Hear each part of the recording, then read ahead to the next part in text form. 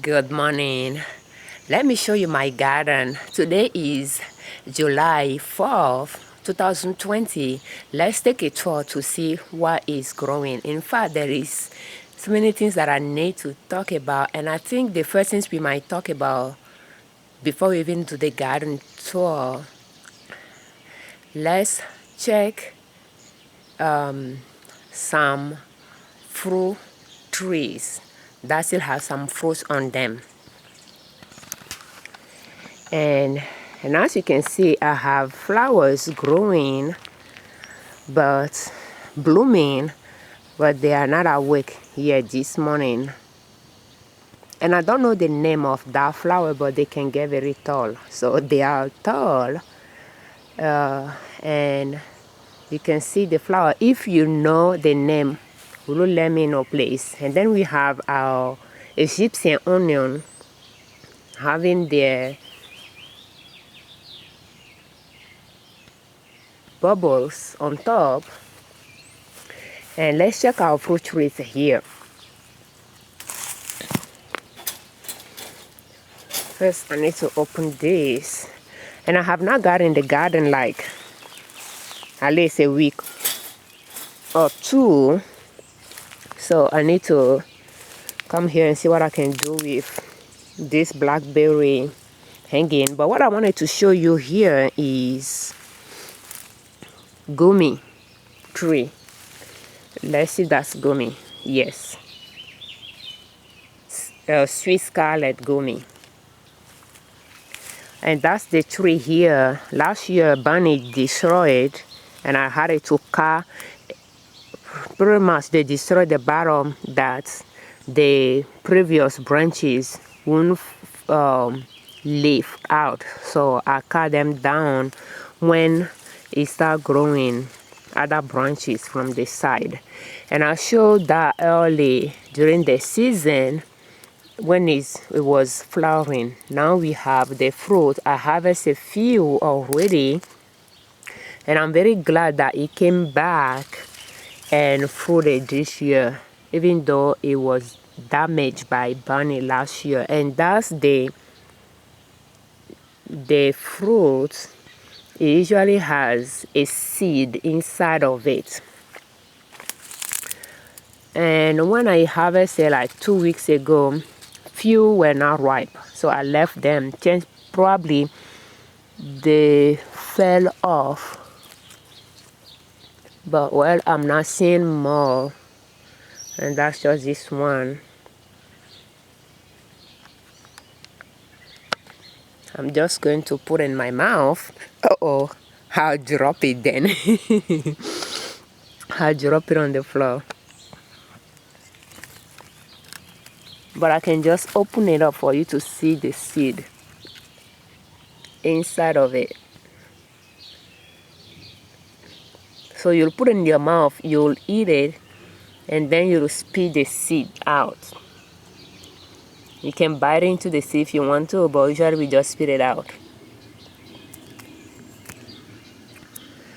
So that's gummy tree, and is a nitrogen fixer as well. It does some thorn. I'm trying to touch it, but because those are new branches, the thorn is not that strong yet, but it will grow some thorn. I think so. I don't remember well the other branches that I have, but I thought it had some thorn. Now, like the one that would be very uncomfortable or anything like that, but I think it does grow some thorn, because you can see. Let me see if I can show you that here. Do you see these things here? Yeah, I think over time it will harden up. So it grows something like this that can be a little bit hard. But I just don't remember if it really pokes or not. So I planted at the edge of my property, and but in an area that is a little bit shaded. But it seems to be doing very well here. And next, let's go check current. So here is not current though, but that's Rosa Rugosa, and it's very thorny. So I have it at the edge of the property as well, very thorny, and you don't really want to rub yourself around it. And it's fruiting. You can see the fruit here. High in vitamin C, I believe. So what I like to do when I harvest it is just put in the freezer so that in winter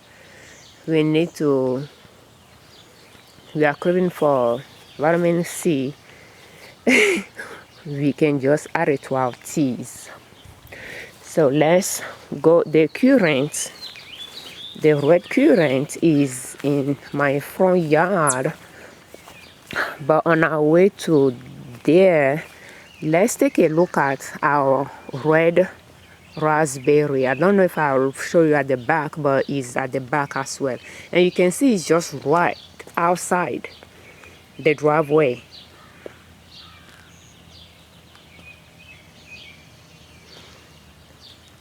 And right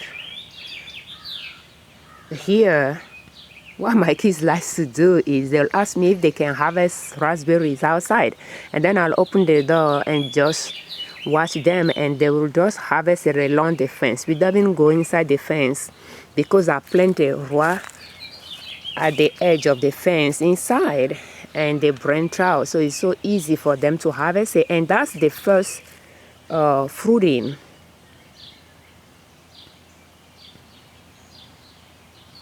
Growing on last year branches that fruited in fall, so that will fruit this in late spring, early summer, and then I'll cut them off, and the new branches that are growing in this spring will fruit for the first time in fall, and I'll let them come back in spring next year for their second fruiting before I'll cut them off. So I let my plant fruit twice before I will remove them, and it seems to be working well for me, because the first season, the first fruiting, the first harvest does not have a lot of bugs in it. The late season one might have some bugs issue, depending on how wet the season is, and sometimes it can be very cold for us to go in the garden and harvest, because some of them will ripe late in season, some early. With a lot of mosquito in the garden, is hard for the kids to go in and harvest. And the one that will ripe late in season might be cold, too chilly to go in and harvest. So what I'll do is I'll go in and harvest and put in the freezer. Even I'm doing that right now. I let the kids come and harvest what they will harvest, and what they forget, I will just come and harvest and put in the freezer.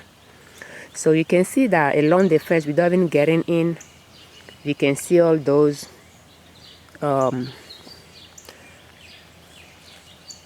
raspberries that are ripe, ready to be picked.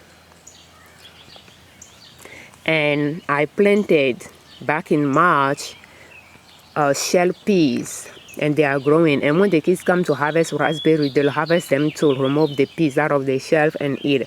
But I'm not harvesting them because I want them to dry so that I can harvest the seeds to replant next season. So that's why I have them, because when I plant them, many didn't come back, but few grow. So I'm thinking about doing that. Now we saw raspberry. Let me close this garden well. While we are here,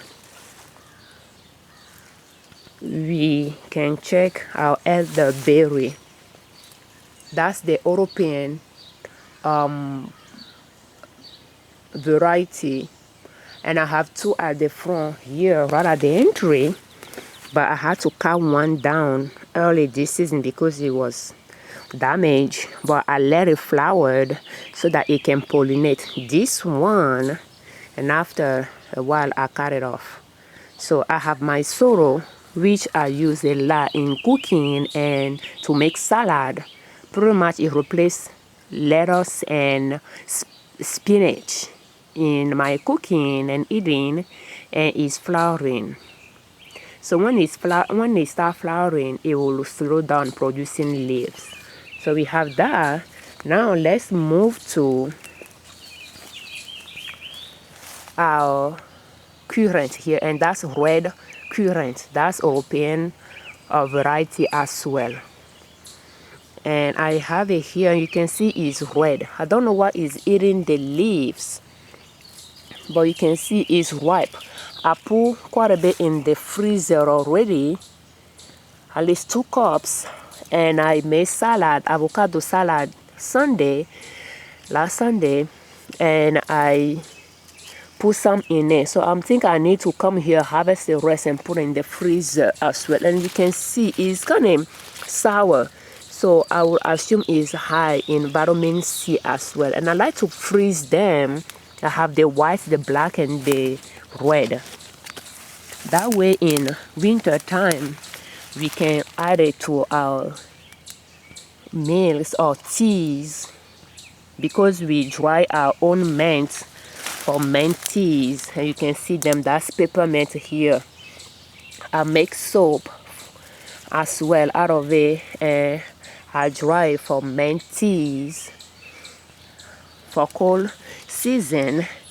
And we can just add some of our currants in it as well for vitamin C supplement, natural vitamin C supplement, or just pop it in our mouth and chew on it. So it's a lot here. So if I don't harvest it, whatever is eating the things will eat it, or they will just fall on the ground. You can see they are falling on the ground already. There is one there. So yeah, I'll just come and harvest them.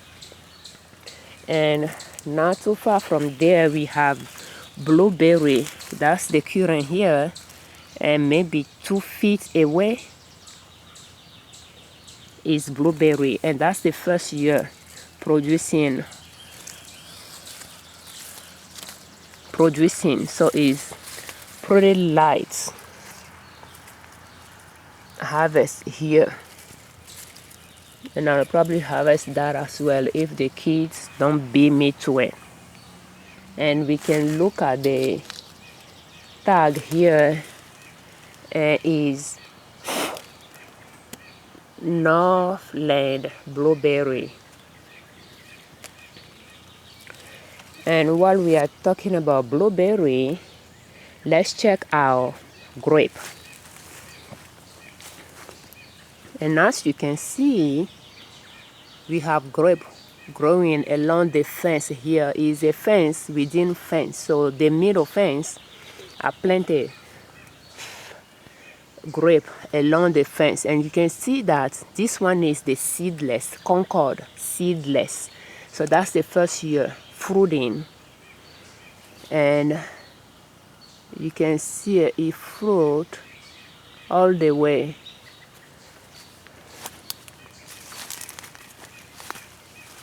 And you can see some of them here too. And I don't know if that's the beetle eating that seed, because I'm seeing some beetle here.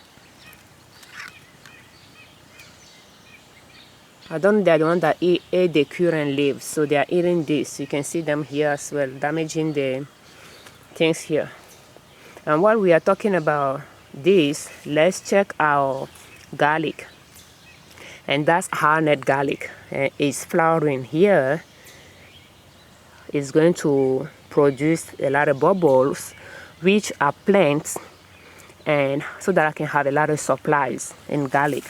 So they are here. Have a bunch of it here. And let's check our seeded Concord, which is right next to the seedless. And that's the one with bigger grapes.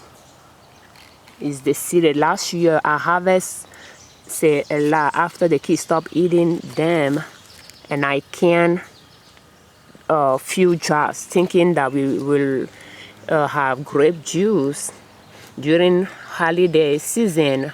Yeah, but we didn't, so I still have it in the basement.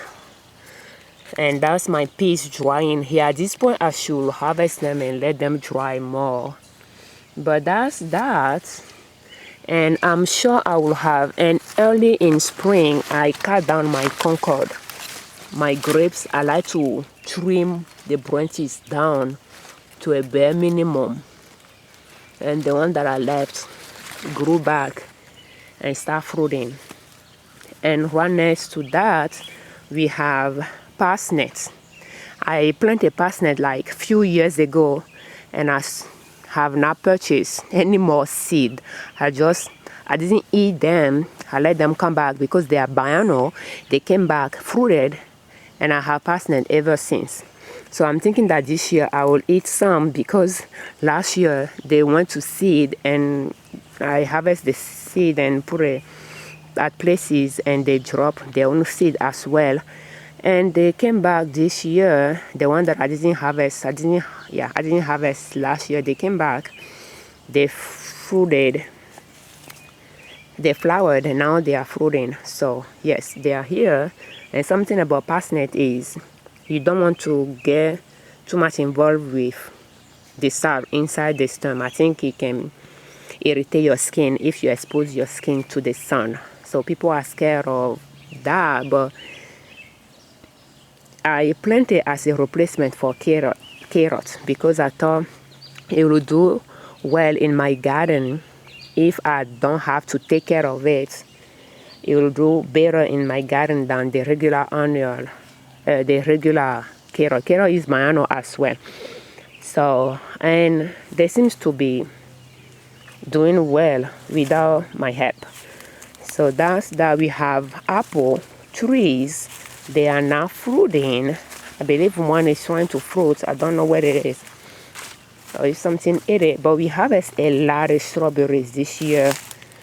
If I can find my way here. Yeah, okay, so that's that thing that is eating my currant, because I'm sitting it on my white currant here.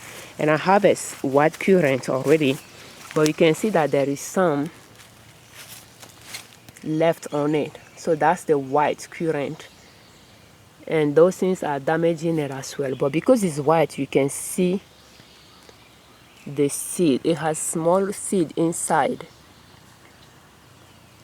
So you can see that as well. And this one is white currant. I think I'll harvest my white as well. I harvest some and I froze it. So I'm going to harvest more. They are ripe. When they are ripe, they tend to be transparent.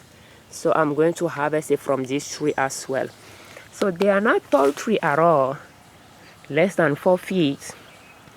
But they can be loaded with those small fruits.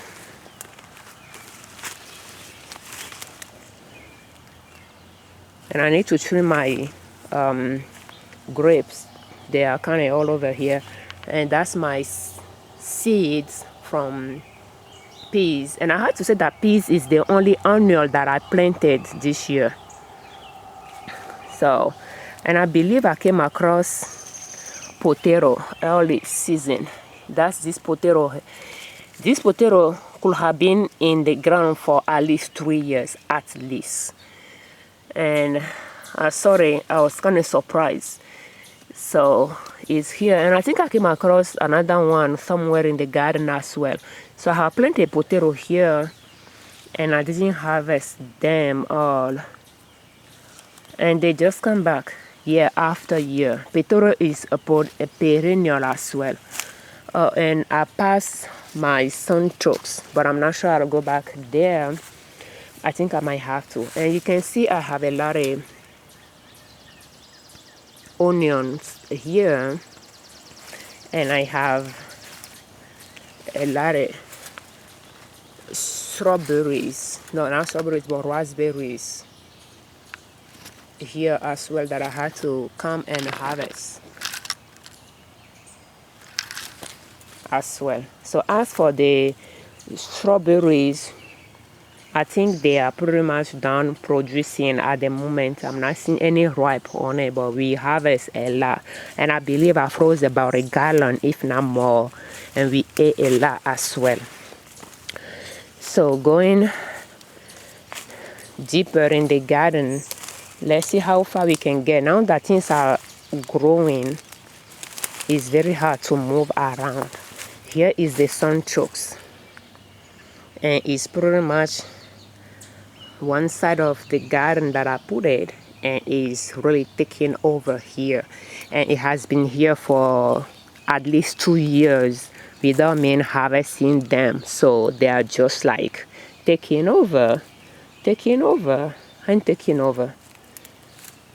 And these beetles are really expanding themselves. Now they are on my sorrel. We have blackberry here. My blackberry is doing well. Well, pretty much what I did is the blackberry, I have like 3 plants originally, and I'll just let them touch the ground. And in spring, I'll dig the part that touch the ground, that roots. I'll cut it off and I'll plant it along the fence. And that's how I propagate my blackberries, from 3 plants, I believe.